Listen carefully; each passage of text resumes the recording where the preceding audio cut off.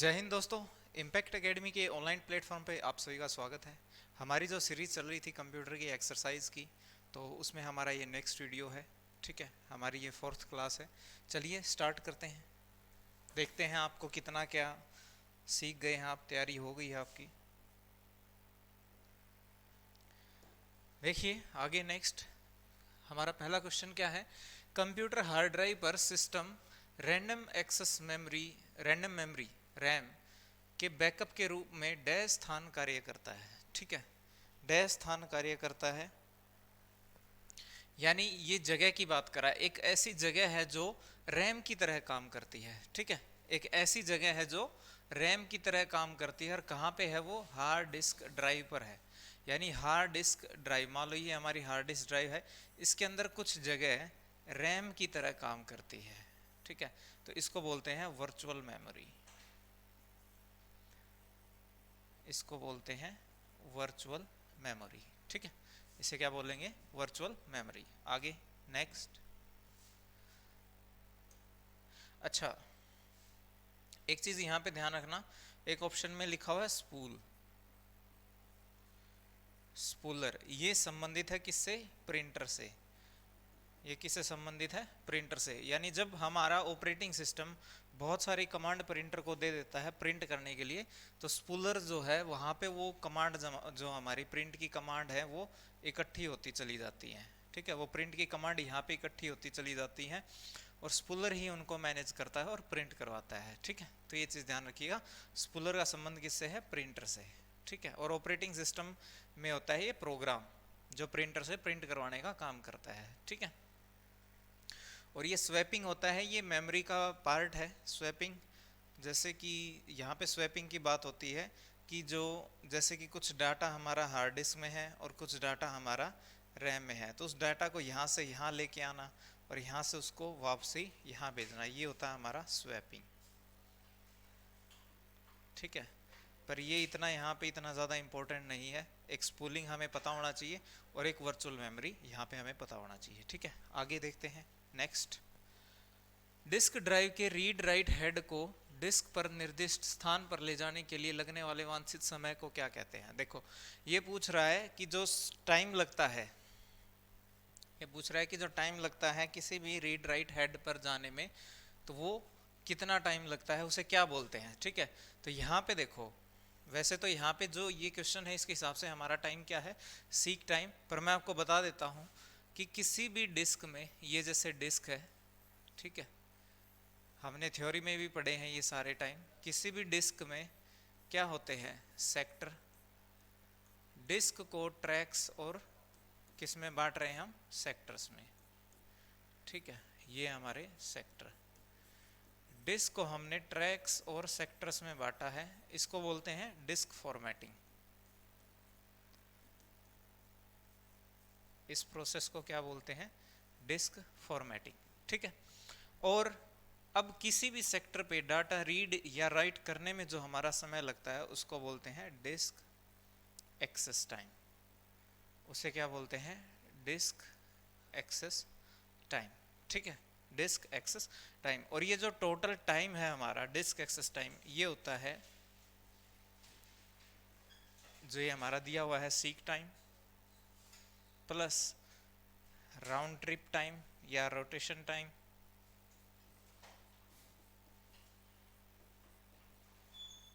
Plus हमारा जो एक टाइम और होता है ट्रांसफ़र टाइम, टीटी उसको बोलते हैं, transfer time.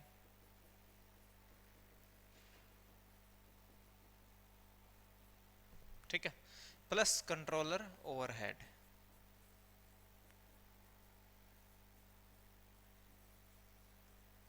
Plus controller overhead, ये सारे टाइम मिलके हमारा क्या बनाते हैं? Disk access time. ठीक है, तो किसी भी डिस्क में रीड राइट हेड का जो है वो मूव करना, देखो क्या होता है कि यहाँ से मान लो हेड किसी ट्रैक टू ट्रैक जा रहा है, वो हमारा सीक टाइम है। फिर किसी ट्रैक से किसी पर्टिकुलर सेक्टर पे पहुँच रहा है, तो उसे क्या बोलते हैं? Rotation time.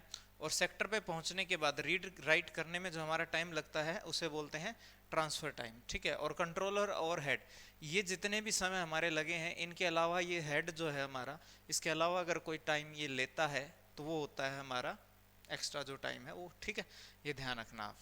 और टर्न अराउंड टाइम जो है वो इसका डिस्क से कनेक्शन नहीं है।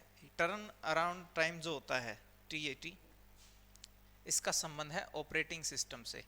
यानी ऑपरेटिंग सिस्टम में कोई भी टास्क क्रिएट हुआ, जैसे ही कोई टास्क क्रिएट हुआ उसके स्टार्ट से लेकर, यानी कोई काम जो है स्टार्ट किया है ऑपरेटिंग सिस्टम ने, उसका स्टार्ट से लेकर उसका एंड तक जो टोटल उसने समय बिताया है ऑपरेटिंग सिस्टम के अंदर, वो होता है टर्न अराउंड टाइम। देखो ऑपरेटिंग सिस्टम क्या होता है, वो हर काम को एक प्रोसेस बोलता है। हर काम को क्या बोलता है, एक प्रोसेस बोलता है। जैसे आप इंटरनेट यूज कर रहे हो, उसके लिए वो एक प्रोसेस है। आप गाने सुन रहे हो, वो उसके लिए एक प्रोसेस है। आप मूवी देख रहे हो, वो उसके लिए एक प्रोसेस है। यानी जितने भी आप काम करते हो आपके लिए वो टास्क है, लेकिन ऑपरेटिंग सिस्टम के लिए वो क्या है, एक एक प्रोसेस है, वो अलग अलग, ठीक है। अब किसी एक प्रोसेस का बनना, वो बन जाए और उसका जीवन काल पूरा, यानी जब तक वो एग्जिस्ट करती है, जब तक वो एंड नहीं हो जाती, तब तक का वो सारा टोटल टाइम क्या होता है, टर्न अराउंड टाइम, ठीक है। आगे देखते हैं नेक्स्ट। निम्नलिखित इकाइयों में से कौन सी सबसे बड़ी मात्रा दर्शाती है।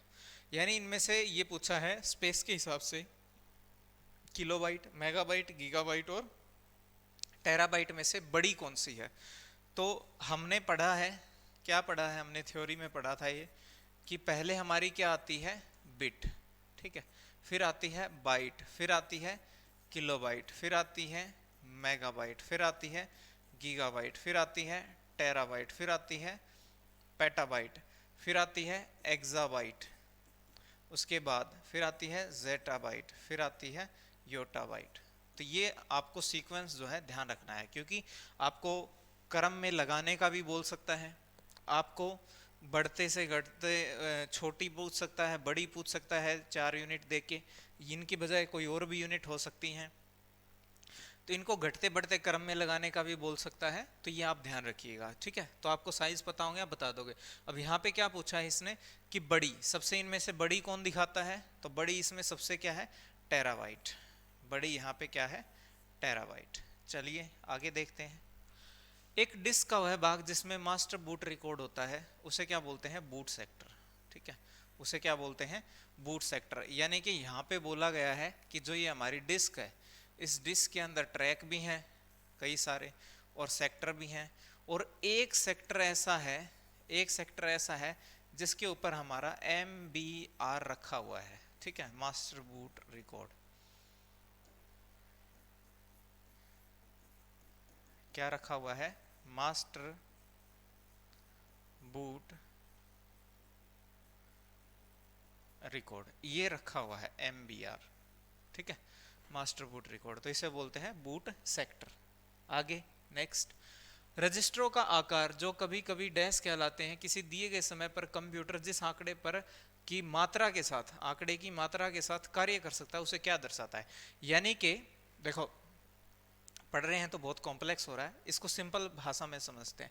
ये कह रहा है कि कंप्यूटर एक समय पर कितनी बड़ी कैलकुलेशन कर सकता है, यानी कितनी बड़ी मात्रा पे एक समय पर काम कर सकता है, ठीक है, वो पूछ रहा है। जो कभी कभी क्या कहलाते हैं, रैम, रैम में तो काम होता है, सहायक, रजिस्टर वर्ड, वर्ड आकार, ठीक है। तो ये कहलाते हैं वर्ड आकार, यानी कि इनको बोलते हैं वर्ड साइज, ठीक है।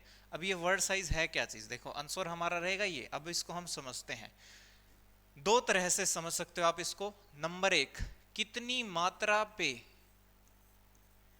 कितनी मात्रा पर अधिकतम, अधिकतम कितनी मात्रा पर कार्य कर सकते हैं या CPU कर सकता है, कैलकुलेशन कर सकता है वो, या हम बोल सकते हैं कि CPU का साइज क्या है। CPU का साइज बताते हैं इसके रजिस्टर। CPU के अंदर जो स्टोरेज है वो कौन सी है, रजिस्टर है, और कैशे हैं, दो स्टोरेज होती हैं। फास्टेस्ट क्या है हमारी, कैशे है, और इस रजिस्टर का जो साइज है उसे बोलते हैं वर्ड साइज, वर्ड आकार, ठीक है, वर्ड साइज। और ये जो आकार है ये किस में मापा जाता है, ये अगर पूछ ले तो किस में, बिट्स में मापा जाता है। यानी बिट के होते हैं 4 bit, 8 bit, 16 bit, 32 bit, 64 bit, 28 bit, 128 bit, इस तरह से, ठीक है। तो वर्ड साइज किस में है, बिट्स में। या हम बोल सकते हैं रजिस्टर का साइज किस में है, बिट्स में। सीपीयू का साइज किस में है, बिट्स में। और किसी भी मात्रा यानी बिट्स पे, कितनी बिट पे एक साथ काम कर सकता है, वह है वर्ड साइज, ठीक है। तो इसको 2-3 तरीके से पूछ सकते हैं, ये ध्यान रखिएगा। रजिस्टर के साइज के बारे में बात हो रही है और हमारे जो कम्पिटिटिव एग्जाम है उनमें ये आता है, और एक अभी अभी रिसेंट एक एग्जाम में आया भी था। मेमोरी के अनुक्रम में सबसे निम्नतम कौन सा, इनमें सबसे छोटा कौन सा है, मेमोरी में इनमें सबसे छोटा कौन सा है, तो वो हमारा है कैशे मेमोरी, ठीक है, वो है हमारा कैशे मेमोरी। ध्यान रखिएगा, सबसे छोटी तो है आपकी रजिस्टर, उसके बाद आती है आपकी कैशे। अब कैशे में भी 3 हो जाती हैं आपकी, लेवल 1, लेवल 2, लेवल 3। उसके बाद कैशे के बाद आती है रैम, और रैम के बाद बाकी जितनी भी हमारी सेकेंडरी जो स्टोरेज है, सेकेंडरी मेमोरी है, वो सारी, ठीक है। तो ये क्रम कुछ ऐसा होता है। और जो ये रजिस्टर और कैशे हैं ये किस पे है, सीपीयू में इनबिल्ट होते हैं, ठीक है। किस में, सीपीयू में इनबिल्ट।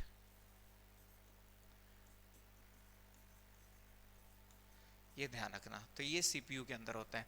तो वैसे तो निम्नतम कौन सी है, रजिस्टर है, लेकिन यहाँ ऑप्शन में रजिस्टर नहीं है, किसका जिक्र हो रहा है, कैशे का। तो फास्टेस्ट मेमोरी का भी जिक्र आता है, अभी एक गवर्नमेंट एग्जाम में आया था, फास्टेस्ट मेमोरी कौन सी है, तो वहाँ रजिस्टर नहीं था, वहाँ पे कैशे था ऑप्शन में, तो कैसे आपका आंसर हो गया, ठीक है। तो कैशे मेमोरी का ध्यान रखना आप, ओके। तो यहाँ पे हमारा आंसर हमने मार्क नहीं किया क्या, यहाँ पे मार्क कर देते हैं कैशे मेमोरी, ठीक है। सबसे छोटी है साइज वाइज, ये होती है बाइट्स में, मेगाबाइट्स में, ठीक है। बाइनरी डिजिट क्या कहलाती है, कोई भी बाइनरी डिजिट क्या कहलाती है, बिट। कोई भी बाइनरी डिजिट क्या कहलाती है, बिट। अब वो 0 हो या 1 हो, इसे भी 1 बिट बोलेंगे और इसे भी 1 बिट बोलेंगे, ठीक है।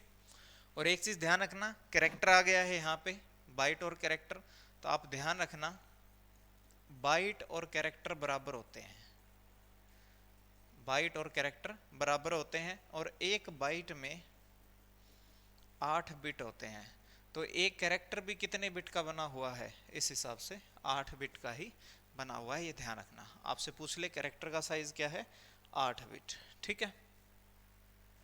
चलिए आगे, अच्छा ये हमारा आंसर मार्क कर लेते हैं, बाइनरी डिजिट क्या कहलाती है, बिट। आगे नेक्स्ट, एक बाइट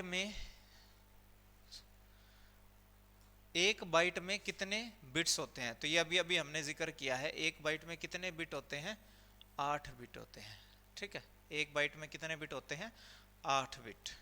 और अगर आपसे कह दें एक बाइट में निबल कितने होते हैं, तो 2 निबल। या एक निबल में बिट कितने होते हैं, 4 बिट, ठीक है, ये ध्यान रखिएगा। आगे नेक्स्ट, कैशे मेमोरी किसके मध्य काम करती है, तो ये अभी हमने क्रम बनाया था, पहले हमारा रजिस्टर है, ठीक है, फिर हमारा कैशे है, और कैशे के बाद क्या है, रैम है, उसके बाद बाकी सारी अदर मेमोरीज, अदर या सेकेंडरी मेमोरी है। अब इन सब में मध्य में क्या है, कैशे। तो सीपीयू और मेमोरी यानी कि रैम, ये कैसे मेमोरी कहाँ पे होती है, सीपीयू तथा रैम के बीच में, कहाँ होती है, सीपीयू तथा रैम के बीच में, ठीक है। आगे नेक्स्ट, इप्रोम डैश इरेजेबल, इजेलेबल नहीं है, इरेजेबल है ये, ठीक है। Erasable programmable read only memory में डेटा को डैश के सामने लाकर मिटाया जाता है, तो ये अल्ट्रा वायलेट लाइट या अल्ट्रा वायलेट रेज, ठीक है, ये ध्यान रखिएगा। अल्ट्रा वायलेट रेज की सहायता से इसको इरेज किया जाता है, किसको, इप्रोम को। और अगर डबल इप्रोम लिखा होता तो इसको विद्युत की सहायता से यानी कि इलेक्ट्रिसिटी की सहायता से इसको इलेक्ट्रिसिटी की सहायता से इरेज किया जाता है। ठीक है, तो ये ध्यान रखना आप। आगे नेक्स्ट, निम्नलिखित में से, यार कुछ नहीं है, निम्नलिखित में से कौन सा एक ऑप्टिकल स्टोरेज है? इनमें से पूछा है कि ऑप्टिकल स्टोरेज कौन सा है। तो ऑप्टिकल स्टोरेज इसमें जो है हमारा वो है ब्लू रे डिस्क। ठीक है, ऑप्टिकल स्टोरेज, अगर स्टोरेज की बात करें, ये कौन सी है? सेकेंडरी स्टोरेज की बात हो रही है। ये किसकी बात हो रही है? सेकेंडरी। और सेकेंडरी में आपके तीन है, ध्यान रखिएगा। नंबर एक ऑप्टिकल, दूसरा है मैग्नेटिक, और तीसरा है हमारा सेमीकंडक्टर।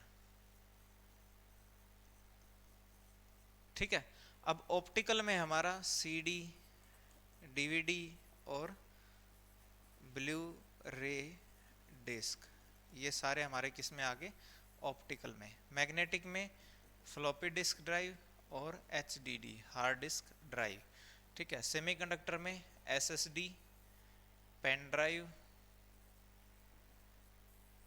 ठीक है, और मेमोरी कार्ड, और मेमोरी कार्ड, ये आ गए हमारे किसमें?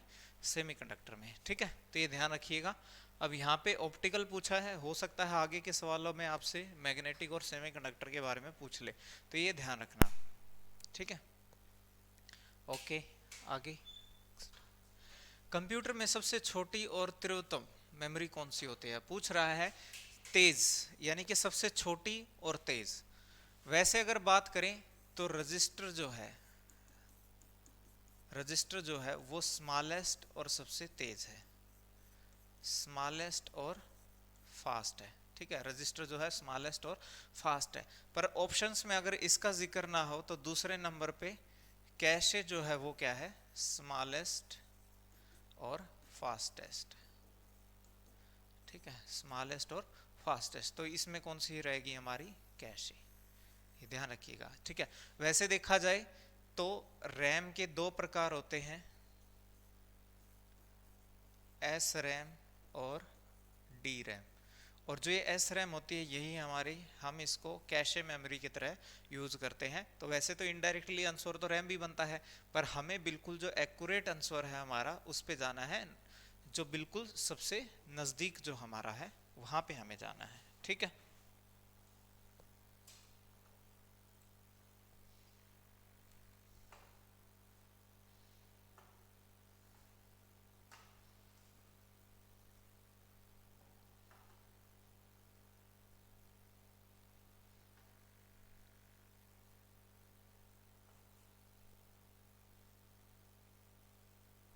चलिए आगे देखते हैं। नेक्स्ट,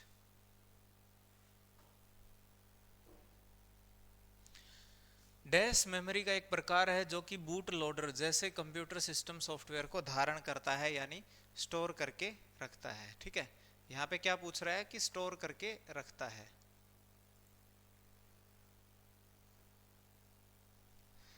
ठीक है, अब इसमें जो हमारी रोम होती है, रोम, रोम है रीड ओनली मेमोरी, रोम है रीड ओनली मेमोरी। इसके अंदर हमारा क्या होता है? बूट स्ट्रैप लोडर, या इसको क्या बोल देते हैं? Boot loader.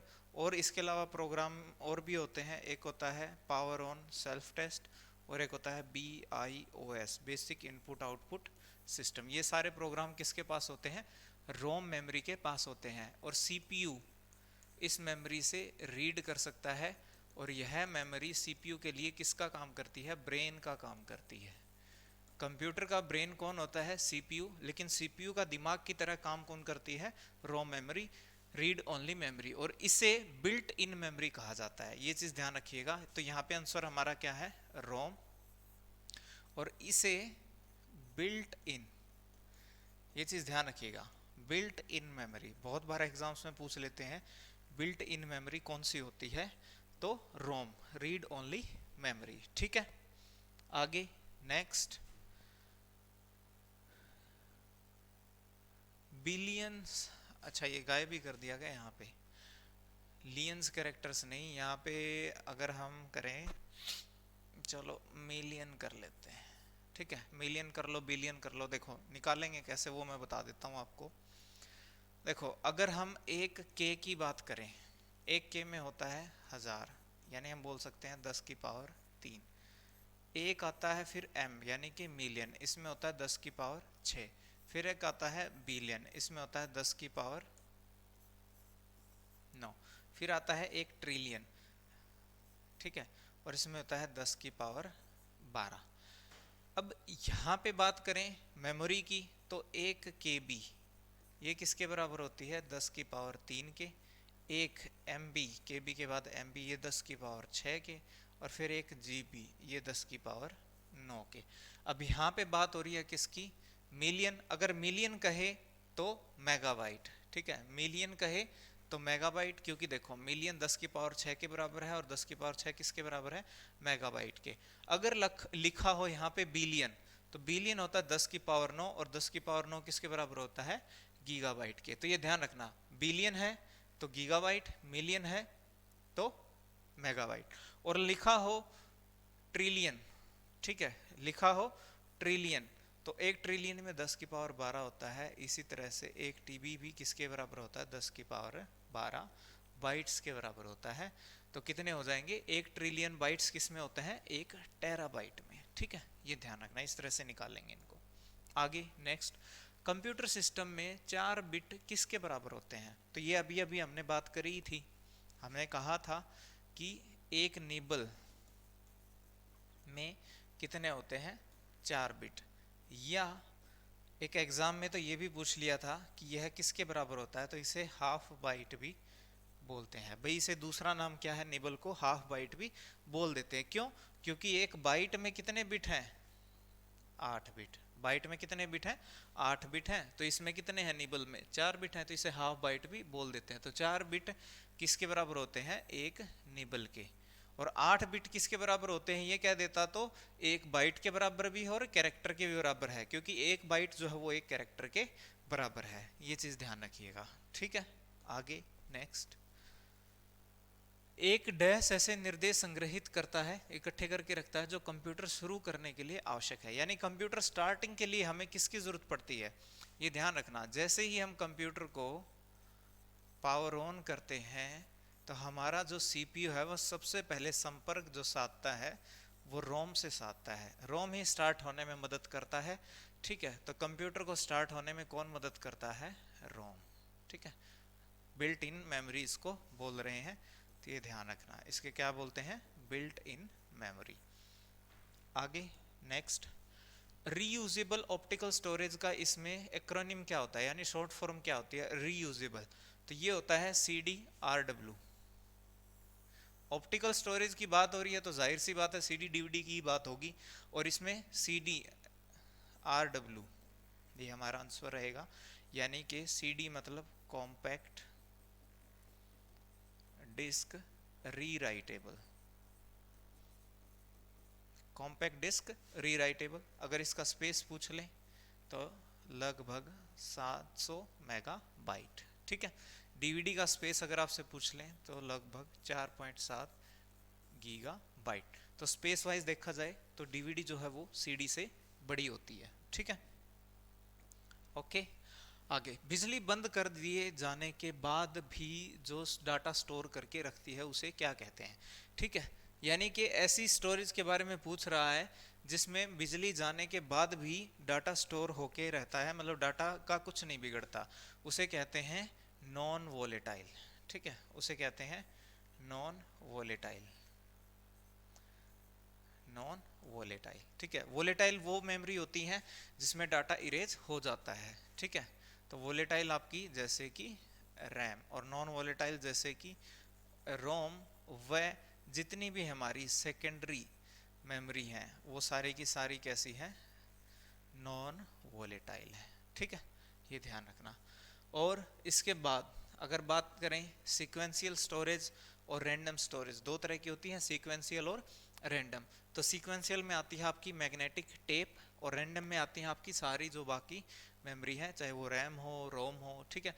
तो एक्सेस करने के हिसाब से है ये, ध्यान रखना। और ये स्टोरेज के हिसाब से है कि भाई डाटा रहता है कि नहीं रहता है, ये उसके हिसाब से है। भाई पावर चली गई उसके बाद डाटा स्टोर होके रहता है कि नहीं रहता है, ये उस हिसाब से है। ठीक है, ध्यान रखना, अलग अलग तरीके से पूछते हैं भाई। सेकेंडरी स्टोरेज मीडिया से हार्ड डिस्क में सॉफ्टवेयर प्रोग्रामों को कॉपी करना क्या कहलाता है?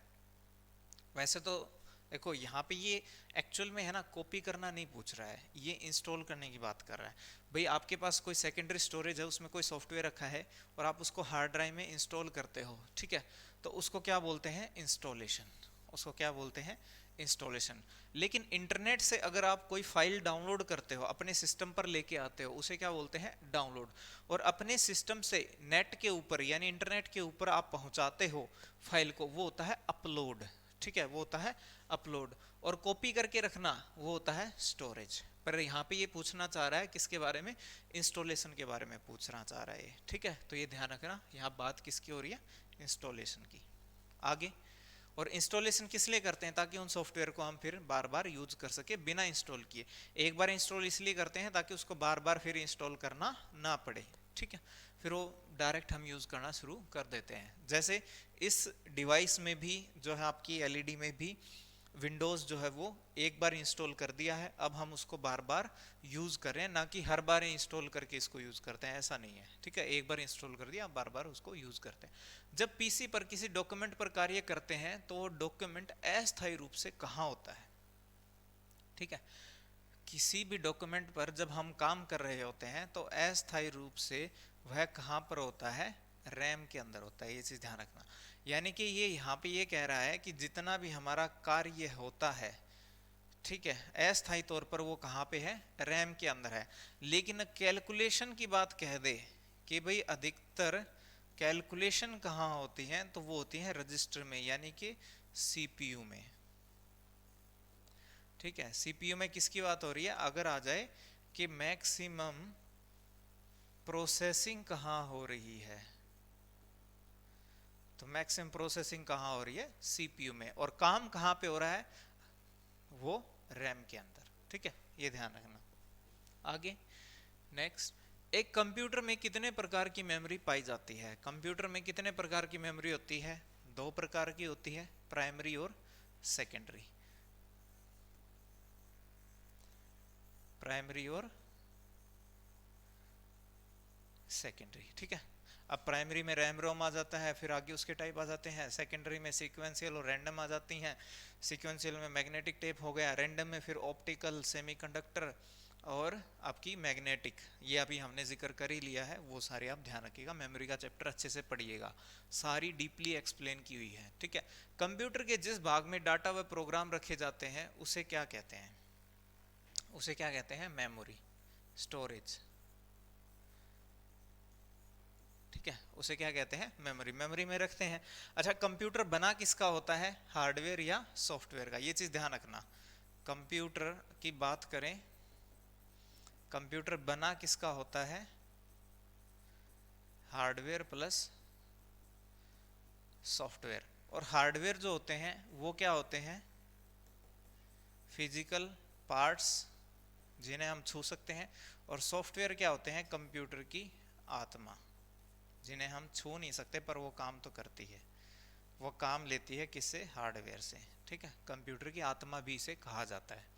आगे नेक्स्ट, कंप्यूटर की मुख्य मेमोरी कैसी होती है? तो कंप्यूटर की जो मुख्य मेमोरी होती है वो होती है इंटरनल।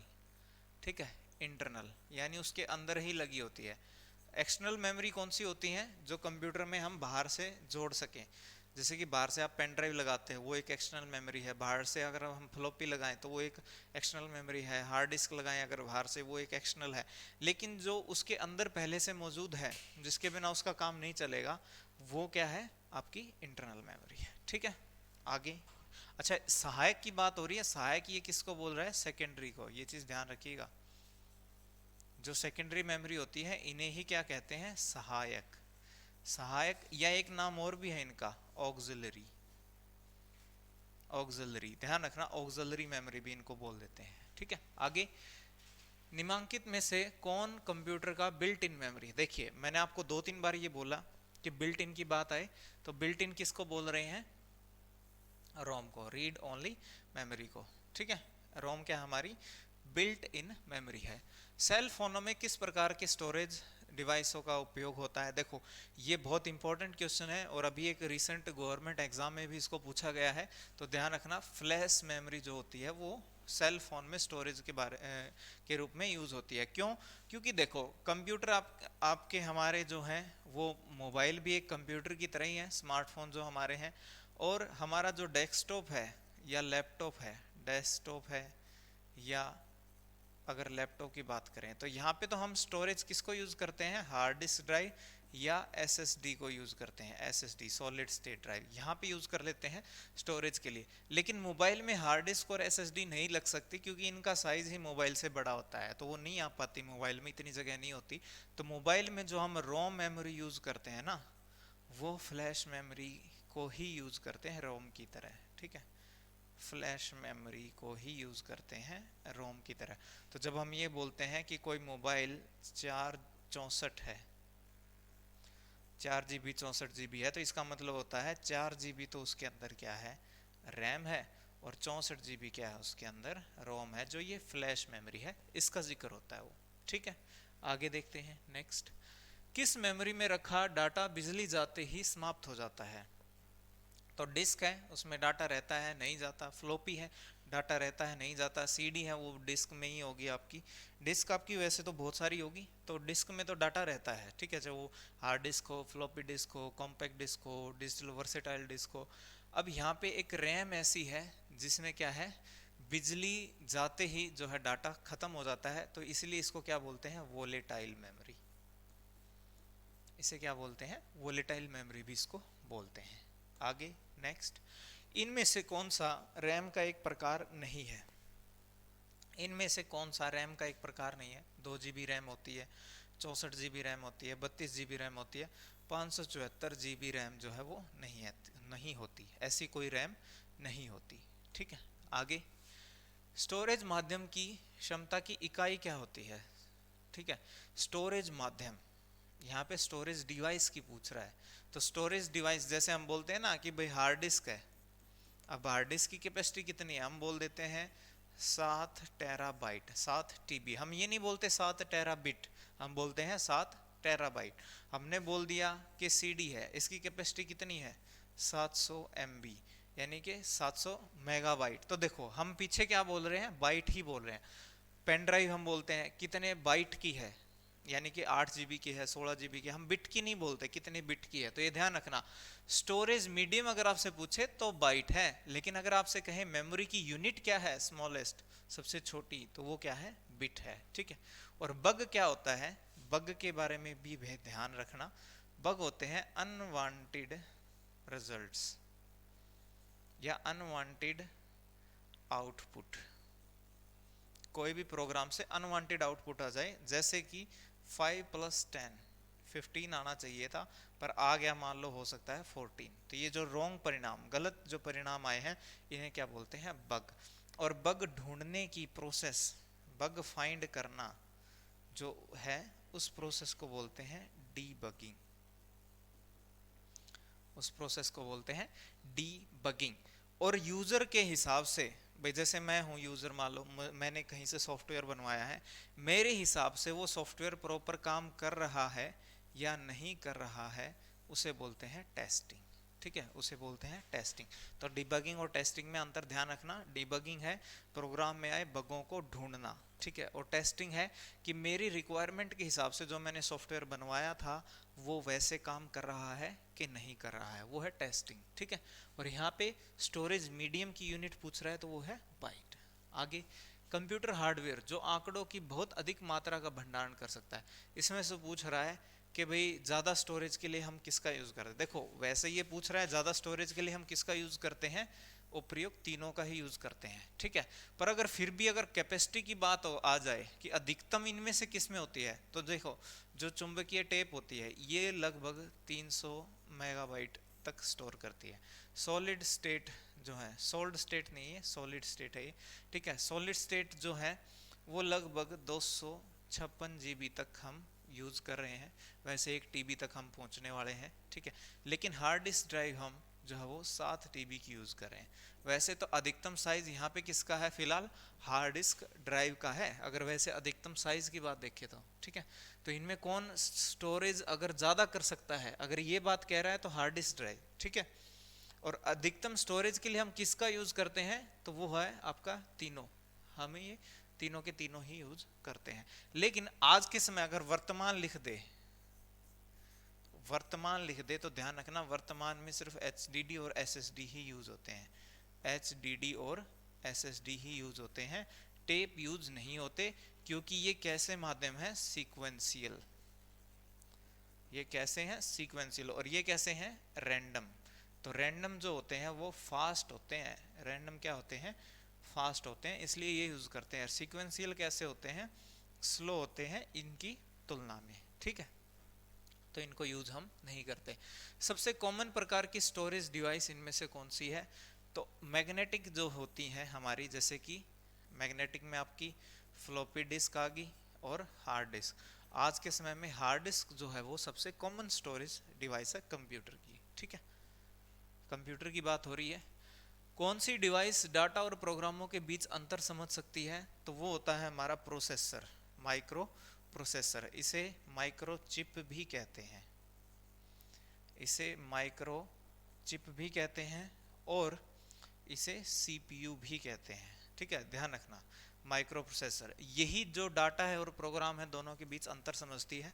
यह मशीन समझती है कि भाई ये वाला डाटा है, ये प्रोग्राम है, इस पे काम क्या करना है, कैसे करना है, वो सारा चीज़ें ये समझती है, क्योंकि ये ब्रेन की तरह काम करती है, एक पूरी तरह दिमाग का काम करती है, ठीक है। आगे नेक्स्ट, जब प्रोसेसर उनका प्रयोग करता है तब डाटा और प्रोग्रामों को कहाँ रखा जाता है, तो उनको कहाँ रखा जाता है, मेन मेमोरी में, और मेन में भी किस में, रैम में। भाई जिनका प्रयोग कर रहे होते हैं, जिन डॉक्यूमेंट पे हम काम कर रहे होते हैं, जिन डाटा या प्रोग्रामों पे हम काम कर रहे होते हैं, उनको किस में रखते हैं, रैम में, ठीक है। तो प्रोग्राम मेमोरी मत कर देना। आगे DVD, डिजिटल वर्सेटाइल डिस्क किसका उदाहरण है, तो ये किस में आती है, ऑप्टिकल डिस्क में आती है, ये हम कर चुके हैं, स्टोरेज ऑप्टिकल स्टोरेज में आती है। आगे, निम्न में से कौन से घटकों के विषय में स्टोरेज और मेमोरी भिन्न है। अभी ये कह रहा है कि कौन सा पैमाना है, पैरामीटर है, जिसके ऊपर हम ये डिफ्रेंशिएट कर सकते हैं अलग अलग मेमोरी के बीच में, भाई ये अलग है। तो गति स्पीड के हिसाब से हम कर सकते हैं, कीमत में भी कर सकते हैं, विश्वसनीयता में कर सकते हैं, यानी सभी, ये सभी हमारा यहाँ जवाब रहेगा। इसके अलावा अगर बात करें सबसे मेन जो पैमाने हमारे, एक होता है कॉस्ट, ठीक है, हमारा खर्चा कितना है, दूसरा स्पीड यानी कीमत, खर्चा, स्पीड, ठीक है, और एक होता है साइज, आकार, आकार के भी बेस के, आकार के बेस पे भी हम जो है वो तुलना कर सकते हैं, ठीक है, भाई किस मेमोरी का आकार कितना है, किसकी स्पीड कितनी है, कौन सी कितनी सस्ती महंगी है, ठीक है, इस तरह से तुलना कर सकते हैं। आगे नेक्स्ट, डिस्क को ट्रैकों और सेक्टर्स में बांटना क्या कहलाता है, फॉर्मेटिंग, ये अभी हमने थोड़ी देर पहले बात करी ही थी। डिस्क को ट्रैक्स और सेक्टर में बांटना क्या कहलाता है, डिस्क फॉर्मेटिंग, ठीक है, ये गवर्नमेंट एग्जाम में आ चुका है तो ध्यान रखिएगा। कंप्यूटर के स्पेस को क्या कहते हैं जिसमें डाटा लोड होता है और काम करता है, तो उसे क्या कहते हैं, रैम, ठीक है, रैम के अंदर डाटा लोड होता है और काम करता है, ठीक है। आगे नेक्स्ट, हाँ इसमें एक चीज जरूर ध्यान रखिएगा, कैशे मेमोरी की बात करें तो कैशे मेमोरी को CPU की सहायक मेमोरी की तरह यूज करते हैं, CPU की सहायक मेमोरी, वैसे CPU में ये इनबिल्ट होती है, और ये किसके लिए होती है, CPU की जो प्रोसेसिंग स्पीड है। भाई अगर आपसे पूछ लेना क्यों यूज करते हैं इसको, तो CPU की जो प्रोसेसिंग स्पीड है उसको बढ़ाने के लिए, ठीक है, CPU की प्रोसेसिंग स्पीड को बढ़ाने के लिए हम कैशे मेमोरी का यूज करते हैं। आगे नेक्स्ट, इनमें से कौन सा स्टोरेज का माध्यम नहीं है, तो इनमें फ्लैश ड्राइव है, मोबाइल में हम स्पेशली यूज करते हैं, डिजिटल वर्सेटाइल डिस्क है, हार्ड डिस्क है। तो कीबोर्ड जो है ये एक इनपुट डिवाइस है, ये कैसी है, एक इनपुट डिवाइस है जिसका काम क्या है, कंप्यूटर के अंदर टेक्स्ट, नंबर और सिंबल ये इंसर्ट करना है, ये काम किसका है, कीबोर्ड का। तो कीबोर्ड में हम कुछ स्टोर नहीं करते हैं, सिर्फ इनपुट का काम करते हैं इसके लिए, ठीक है। इनमें से किस मेमोरी चिप की गति अधिक होती है, ठीक है, तेज होती है, इनमें से फास्ट कौन सी होती है, तो हमारी है एस रैम, ठीक है। तो डी रैम की तुलना में एस रैम क्या होती है, फास्ट होती है, लेकिन छोटी भी होती है। ये मेमोरी जो होती है गीगाबाइट्स में होती है, ये मेमोरी किस में होती है, मेगाबाइट्स में होती है, ठीक है। आगे फर्मवेयर से हमारा क्या तात्पर्य है, फर्मवेयर हम किसको बोलते हैं, तो फर्मवेयर बिल्ट इन प्रोग्रामों को बोलते हैं, यानी प्री इंस्टॉल्ड प्रोग्राम, ये चीज ध्यान रखना। फर्मवेयर हम किसको बोलते हैं, प्री इंस्टॉल्ड, यानी जो पहले से इंस्टॉल्ड है, या इनबिल्ट प्रोग्रामों को बोलते हैं, ठीक है, ये ध्यान रखिएगा। तो यहाँ पे कौन सा है, प्रोग्रामों का सेट निर्माण के समय ही जो कंप्यूटर में रीड ओनली मेमोरी में प्री इंस्टॉल कर दिया गया है, जो पहले से ही फिट कर दिया गया है, ठीक है। आगे CDRW का पूरा नाम क्या हुआ, तो ये हमने फुल फॉर्म देखी थी, कॉम्पैक्ट डिस्क रीराइटेबल, क्या है, कॉम्पैक्ट डिस्क रीराइटेबल। आगे नेक्स्ट, एक डीवीडी का आकार कैसा होता है, ठीक है। तो ये पूछा है कि भाई डीवीडी दिखने में कैसी होती है, तो गोल होती है, ऐसे ऐसी होती है ना डीवीडी, तो वृत्ताकार, ठीक है, कैसी होती है, वृत्ताकार। आगे नेक्स्ट, इनमें से कौन सी स्टोरेज की सबसे बड़ी यूनिट है, तो स्टोरेज आपको बताया, पहले आपका क्या है, केबी है, ठीक है, उसके बाद यहाँ पे क्या आएगा, एमबी, फिर आएगा जीबी, फिर आएगा टीबी। तो कौन सा सबसे बड़ा यूनिट है, टीबी, पहले नंबर पे ये है, दूसरे पे ये है, तीसरे पे ये है, और चौथे पे वैसे तो ये है, ठीक है। तो सबसे बड़ा, क्योंकि बढ़ते क्रम में है, ये छोटा है, फिर ये उसे थोड़ा बड़ा, ये बड़ा, और सबसे बड़ा टेराबाइट, ठीक है। आगे नेक्स्ट, बाइनरी चॉइस में कितने विकल्प होते हैं, तो बाइनरी चॉइस में दो ही विकल्प होते हैं, 0 या 1, ठीक है, दो ही विकल्प होते हैं, 0 या 1, इसके अलावा कुछ नहीं होता। तो ये थे हमारे आज के क्वेश्चंस, जो कि किससे रिलेटेड थे, मेमोरी से रिलेटेड थे, स्टोरेज से रिलेटेड थे, हमने इनके बारे में बात करी।